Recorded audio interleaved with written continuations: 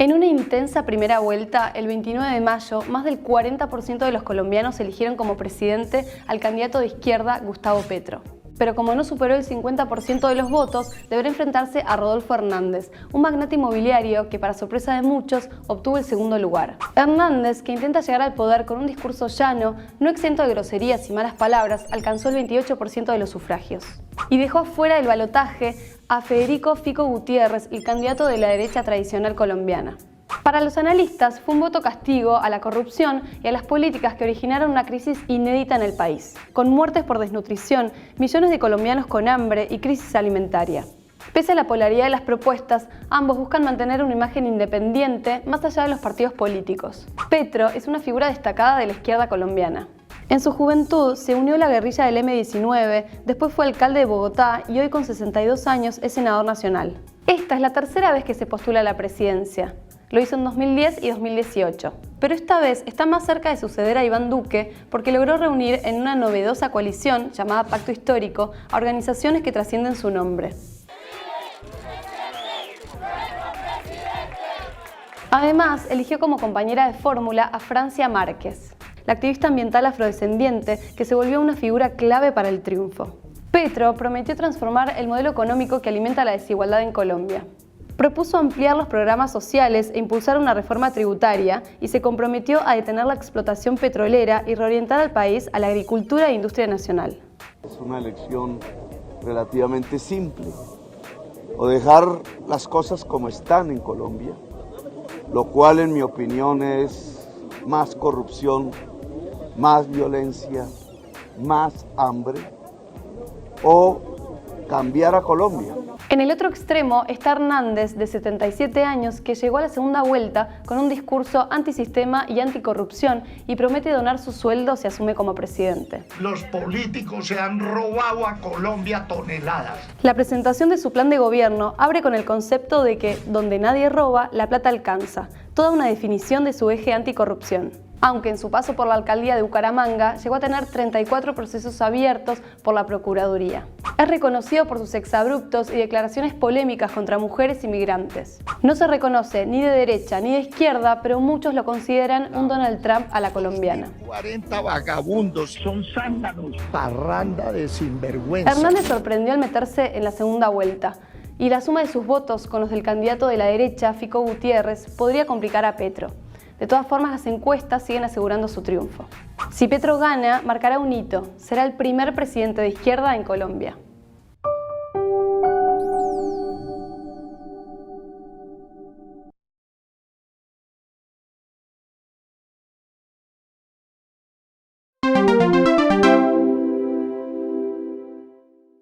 Nosotros criamos el cordero naturalmente, todo a pastura, sin ningún remedio, todo natural. Y después el proceso es, deshuesamos, el cordero se faena, se deshuesa y se envasa al vacío en tres cortes, paletilla, asado con lomo y pierna gigot.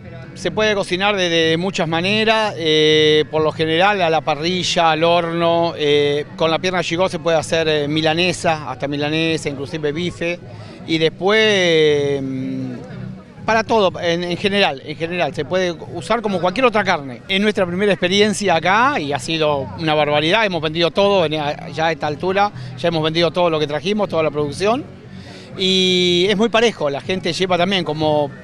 Es tan noble el producto y sirve para cualquier comida, la gente lleva bastante parejo en cantidades. Todo parejo, se vende todo bien. Acá estoy llevando de su asado y la costilla.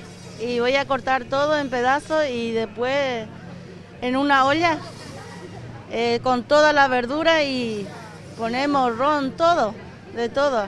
Y después cocinar como un estofado, como carne de vaca también. Es riquísimo. 8 kilos y pico de cordero. Siempre comemos cordero, lo que pasa es que está a buen precio y es sin hueso, es lo importante. Porque por lo general te venden el cordero trozado pero con hueso. Acá te están vendiendo cordero sin hueso, entonces eso es lo interesante. Por eso nos venimos de Loma Zamora a comprar. Vimos en la tele y nos venimos. Claro. A disfrutarlo. Hoy, gracias a este corderazo, muchas personas que se enteraron por la televisión se acercaron, entonces hubo muchísimas ventas, ¿no? Desde temprano, desde las 7 de la mañana, ya nos estaban esperando con los coches. Bueno, nosotros muy contentos porque, bueno, es necesario, nada, que la economía, sobre todo la economía de los pequeños productores, los campesinos, las campesinas, las cooperativas, nada, circule y esto nos da como mucho envión.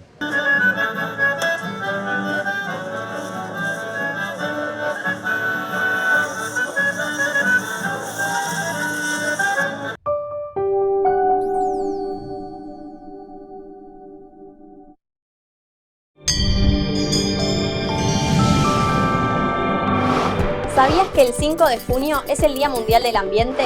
Actualmente la Tierra se encuentra atravesando una crisis planetaria, porque seguimos contaminando el agua, el aire y la Tierra, sigue aumentando la temperatura a nivel global.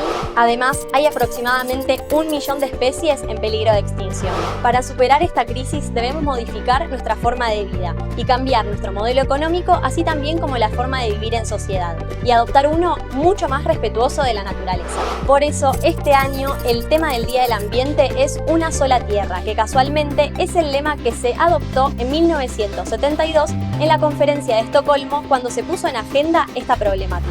Con este efeméride se pretende generar conciencia respecto de la crisis ambiental e invitar a adoptar una vida más sostenible, entendiendo que la sostenibilidad atraviesa todos los aspectos de nuestra vida. Si bien hay muchas cosas que podemos hacer desde lo individual, hay muchas otras que necesitan la acción global. Por eso tenemos que requerirle a los grandes gobiernos, a las empresas y a las entidades financieras que tomen acción y cuiden nuestro planeta, porque tenemos una sola tierra. Informate y acordate que nunca es tarde para cambiar de hábitos.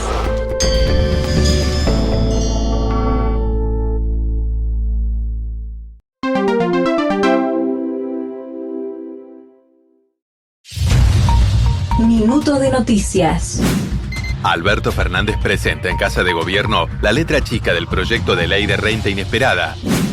El Parlasur define la expulsión del ex asesor de Macri, Pepín Rodríguez Simón, quien sigue prófugo de la justicia argentina. El gobierno oficializó la designación de Agustín Rossi en la AFI y avanza hacia la normalización del organismo.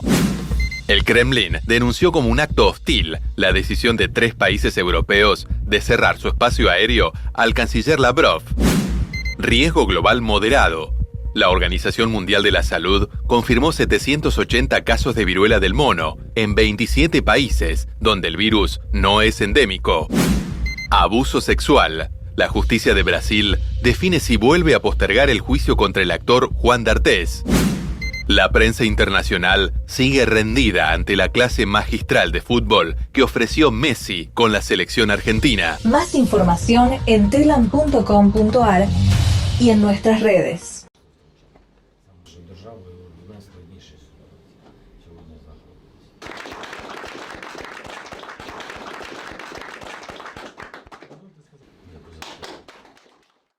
На схід, були в Лисичанському, були в Солідарі. Пишаюсь кожним і кожною, кого зустрів, кому тиснув руку, з ким спілкувався, кого підтримав. У кожної сім'ї своя історія, більшість була без чоловіків.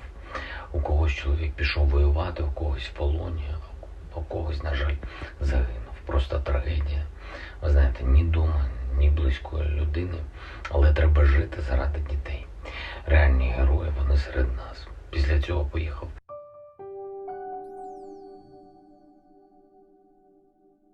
Acerca de la cumbre, ya poder informarle al pueblo de México que no voy a asistir a la cumbre. Va en mi representación y en la del gobierno Marcelo Ebrard. Y no voy a la cumbre porque no se invita a todos los países de América. Dicen, se violan los derechos humanos en Cuba, se violan los derechos humanos en Guatemala, se violan los derechos humanos no sé dónde. ¿Y qué? Un bloqueo a un pueblo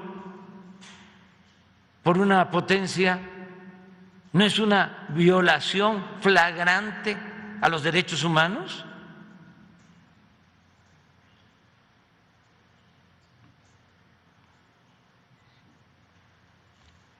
Por eso, no a la cumbre y un abrazo al presidente Biden.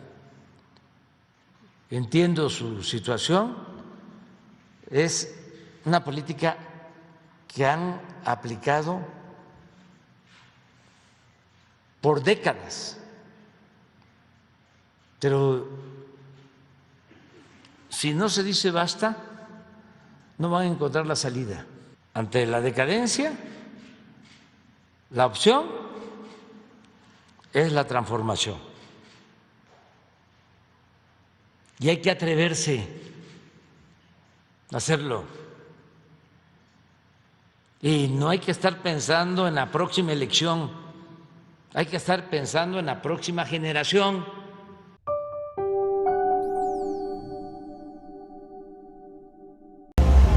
Hi, hola, ¿cómo estás? Hello everybody. We just wanted to make a short video to say thank you so much and how excited we are to see you all in Peru and Chile and Colombia and Brazil and Argentina in a few months' time. Thank you for giving us this life, and we're so happy to come and see you. También siento por mi español, pero podemos anunciar hoy nuestro concierto final número 10 en River Plate. Es increíble, estamos tanto agradecidos. Thank you everybody, muito obrigado. See you soon, bye.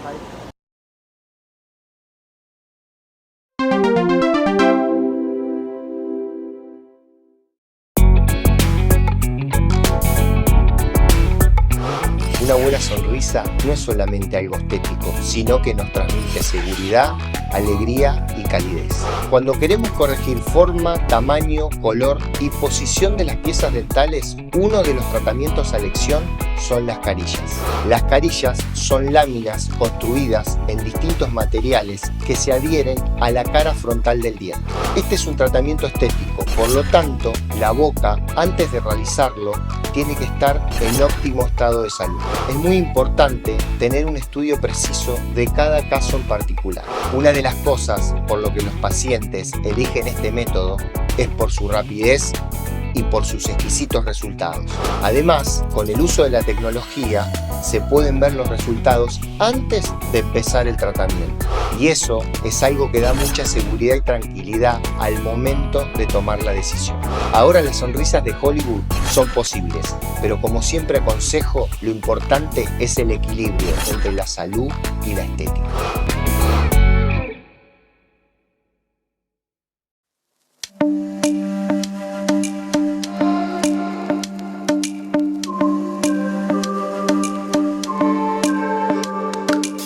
Me llamo Fernando Gabriel Cervetini. Yo llegué a la Fundación Pupi Zanetti, al DIAT, porque tenía consumo problemático. Cuando llegué al dispositivo estaba mal físicamente, anímicamente, mentalmente. Llegué bastante deteriorado, con muchos kilos menos. Yo pesaba 20 kilos menos fácil. Me pudo ayudar mi mujer. La mejor forma de ayudarme fue cuando me echó de mi casa. Es lo mejor que pudo hacer. Creo que me devolvió ahí el norte de decir, bueno, terminar durmiendo en un hotel solo, un domingo me acuerdo a las 6, 7 de la tarde, con mi mochilita, en uno de los peores hoteles de zona sur. En ese momento no lo entendí obviamente, pero hoy en día me salvó la vida. Eso fue una de las cosas que me salvó la vida. Uno de los talleres que más me llamó la atención, que más me gustaba, deporte, natación me gustaba mucho, radio también, pero me apasiona la música desde chico. Me gusta mucho cantar. Primero fue un taller durante 3 años. Hoy en día, desde diciembre, que nos especializamos como banda, en la fiesta de la fundación de los 20 años, con el Pupi Zanetti que estuvo. Para mí el DTC Pupi es una gran familia, somos una gran familia, donde nos juntamos, comemos, ensayamos, hacemos deportes, hay que poner esfuerzo, nadie te regala nada, pero siempre digo que el premio al final lo vale todo.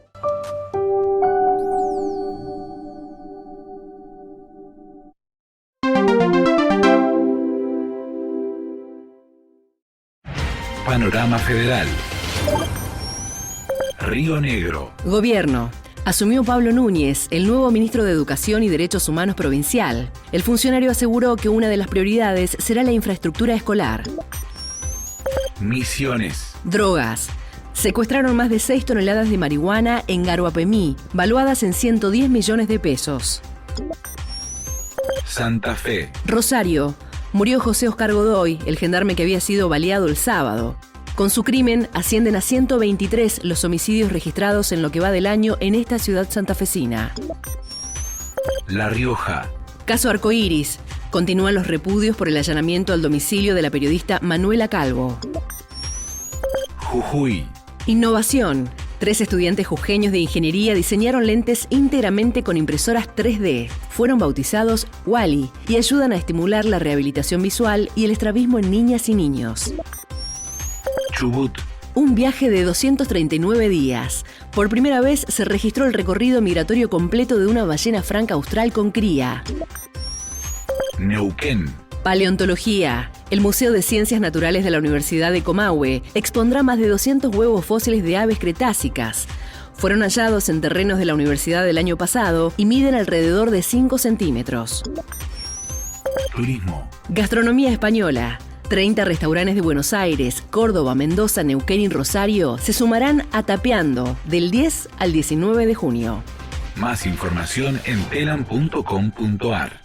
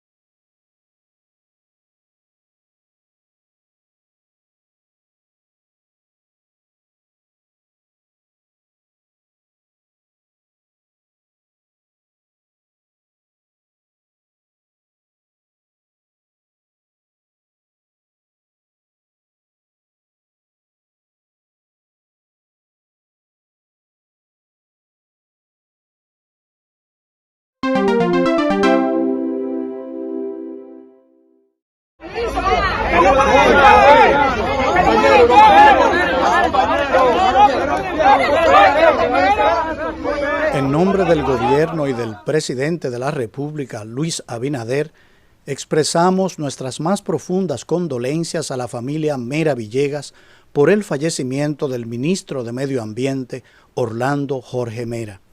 Esperamos que Dios les brinde la fortaleza necesaria para sobrellevar esta terrible pérdida. El gobierno y el presidente quedan a disposición de la familia para lo que puedan necesitar. Las informaciones que manejamos hasta ahora indican que en horas de la mañana de hoy, el ministro de Medio Ambiente perdió la vida al ser atacado en su despacho con un arma de fuego. Miguel Cruz, la persona identificada como la que disparó, era un amigo personal del fallecido ministro. El responsable se encuentra bajo custodia de la Policía Nacional y el Ministerio Público. Los motivos del hecho se encuentran bajo investigación. Oportunamente seguiremos compartiendo más información.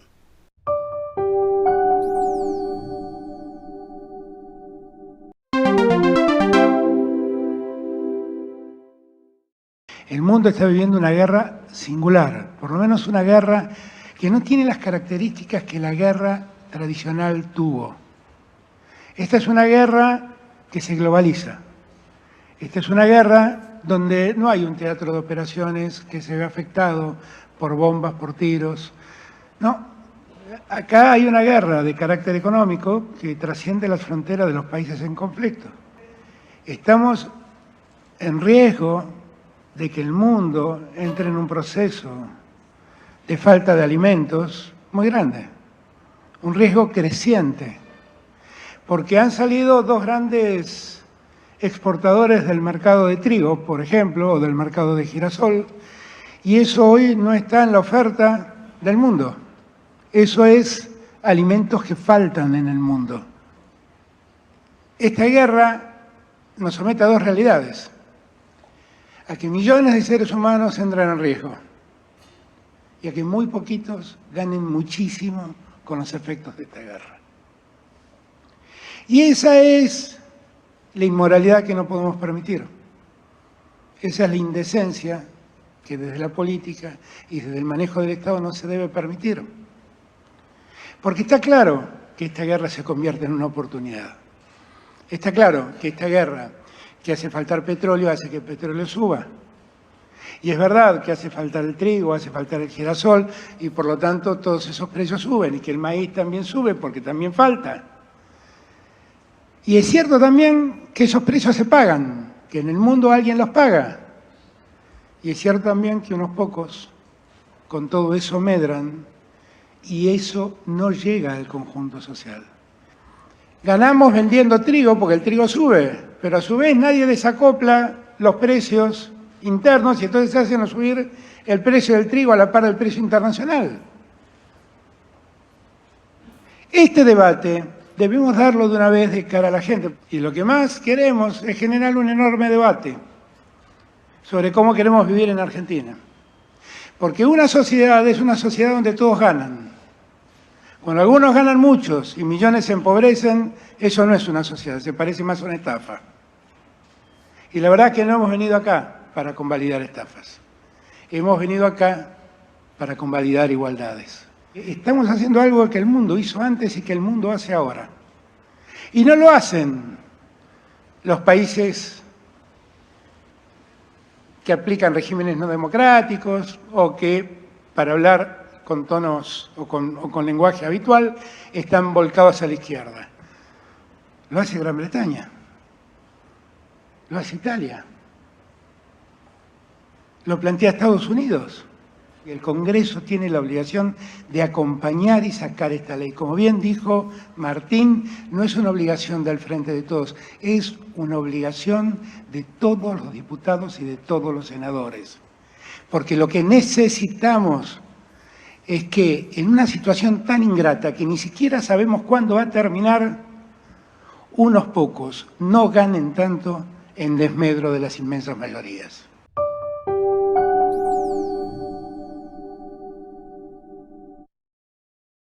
En ese contexto, en el cual la Argentina se estaba recuperando y el mundo se estaba recuperando, llegó la guerra en Ucrania, que generó grandes problemas en todo el mundo. Si vemos los titulares, como se ve en la pantalla, todo el mundo hoy está lidiando con un problema de inflación, con un problema de distribución de los ingresos y con la necesidad de acciones por parte de los estados para evitar un mundo en donde haya mayor pobreza y mayor desigualdad. Y la Argentina no está exenta de esto. Lo que ha ocurrido en este mundo, además, es que hay sectores que se han beneficiado de la situación de la guerra porque hay precios de commodities que han experimentado aumentos muy grandes. Lo pueden ver en este gráfico. Nosotros queremos que la economía crezca, queremos que las empresas ganen, pero queremos que el crecimiento sea compartido. Queremos que el crecimiento llegue a todas las trabajadoras y a los trabajadores. Y esto no es solo una cuestión de justicia social, aunque sí es una cuestión de justicia social, sino que también es necesario para el correcto funcionamiento de la economía. Básicamente si tuvimos una situación en la cual hubo un aumento de la ganancia en términos reales, la ganancia va por encima de la inflación, y además el margen es muy alto en términos operativos, ¿sí? Superior al 10%, o de otro modo, aumentó mucho ese margen operativo, 20% o más, y la empresa tiene una ganancia neta imponible contable de 1.000 millones de pesos, lo cual solamente abarca a empresas muy grandes de la Argentina. En ese caso se administra esa renta inesperada con una alícuota sobre la renta inesperada del 15% que se adiciona al impuesto a las ganancias de sociedades de capital. Le va a permitir tanto a la nación como a las provincias contar con recursos para implementar políticas públicas en pos de una Argentina con más fuerza desde lo productivo y con mayor equidad social. Pedimos y valoraremos profundamente el acompañamiento del Congreso de la Nación en estas circunstancias que son tan difíciles para todo el mundo, para lograr evitar injusticias y que la Argentina avance en una senda de progreso, con más producción, con más trabajo y con un crecimiento que sea sostenido e inclusivo.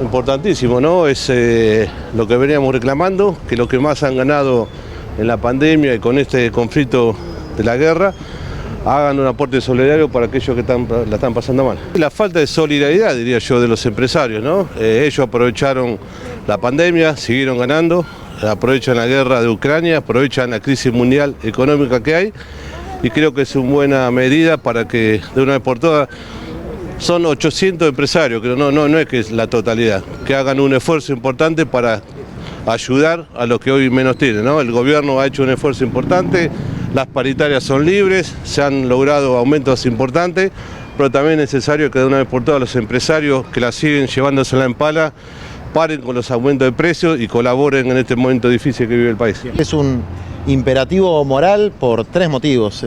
El primer motivo es que nadie puede lucrar con una situación de muerte, una situación espantosa como es una guerra, y si hay una renta inesperada por ella, nadie está acusando a quienes la obtengan de tener alguna responsabilidad, pero sí que eso no puede ser apropiado por unos pocos, que tiene que utilizarse para mejorar la vida del conjunto. El segundo tema es que el pan, ¿no? El pan nuestro de cada día es un tema de la historia de la humanidad hace tantos años, y en el granero del mundo, en el almacén de mi barrio, el pan vale 220 pesos el kilo. Eso no puede pasar más. Y si tanta ambición tienen de exportar hasta lo que necesitamos para comer nosotros, eso tiene que tener un freno. Y esta es una forma también de frenarlo. Y un tercer elemento que es, bueno, lo de siempre, que no puede quedar en el 1% de la población la riqueza que genera el 100%, los trabajadores asalariados, pero también los informales que pagan el IVA cada vez que van a comprar el pan, la leche, el azúcar. El debate habrá que darlo, ¿no? Me parece que ya hubo algunos, si vos te acordás, allá por el 18, 19 de abril, que antes de saber de qué se trataba ya se estaban oponiendo. Y me parece que va a haber muchos que se van a dejar llevar probablemente por esta especie de zona de confort de la oposición, porque sí. Ahora, será nuestra responsabilidad tratar de generar un marco para ese debate y tratar de analizar y de plantear la importancia que podamos debatir en voz alta esta herramienta, ¿no? Nosotros hoy leía una nota del ministro de Relaciones Exteriores de Italia hablando de la guerra del pan, ¿no? Por lo que se está provocando en algunos lugares, no solamente de Italia, sino también del norte del África. Bueno, me parece que son cosas que nosotros tenemos que plantear, si no, vivimos los acontecimientos que estamos teniendo sin ninguna reflexión situada aquí y ahora, y creo que lo tenemos que hacer, y esperemos que podamos tener el acompañamiento y la sensibilización de la mayor cantidad de sectores políticos que conforman, en mi caso, la Cámara de Diputados, pero del Congreso en general.